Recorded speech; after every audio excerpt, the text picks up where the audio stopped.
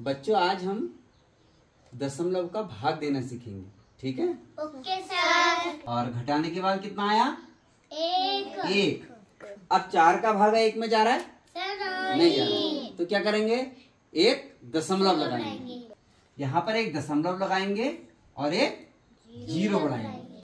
Sir दशमलव क्यों लगाया और दशमलव लगा के शून्य क्यों बढ़ाया? बहुत अच्छा प्रश्न आपने पूछा। ये दशमलव कहाँ से आया और जीरो क्यों बढ़ाया? आइए जानते हैं कि ऐसा क्यों हुआ, ठीक है ना? चलिए 65 को हम क्या लिख रहे हैं? 65.000, जितने मर्जी उतने जीरो आप लगा दीजिए। अब आप बताइए क्या क्या लिखा है?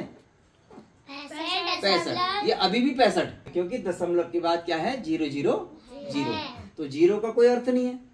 तो अब आपको बिल्कुल समझ में आ जाएगा कि दशमलव कहाँ से आया। अब भाग देना शुरू करें। Yes sir. 4 से 6 में दिया, 4 एकम 4, घटाया बचा 2। 2, अब क्या उतारेंगे? 5। क्या बन गया? 25, 4 का भागा 25 में देंगे, 4 6 24। घटाया कितना बचा?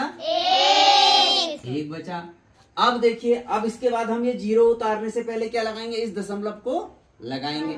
तो अब पता लग गया दशमलव कहाँ से आया? दशमलव लगा दिया। देखिए ये दशमलव हमने ऊपर लगा दिया। अब तो हम जीरो उतार सकते हैं ना। तो जीरो कहाँ से आया?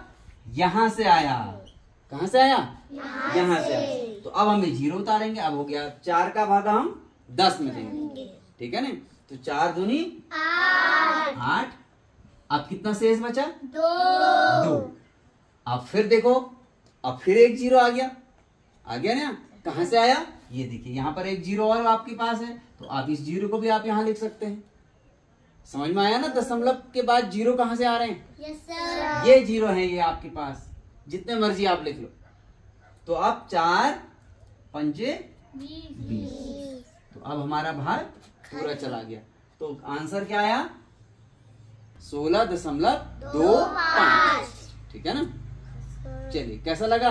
अच्छा। समझ में आ गया? Yes sir. ठीक है, गुड।